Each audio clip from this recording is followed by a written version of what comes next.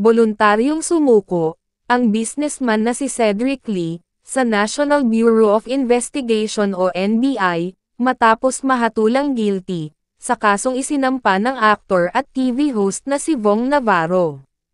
Base sa ulat ng GMA News, pini-pick up umano si Lee, ng mga agent ng NBI sa Mandaluyong, matapos umanong sabihin ni Lee na siya ay voluntaryong susuko, ayon kay NBI Director Attorney Medardo de Lemos. Matapos siyang mag-surrender, ay kinuhanan na ng mugshot at fingerprint si Lee.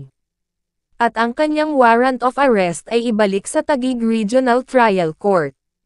Napatunayan ng korte na sina Lee, Cornejo, Ferdinand Guerrero, and Simeon Raz ay guilty, for illegally detaining Vong Navarro noong 2014.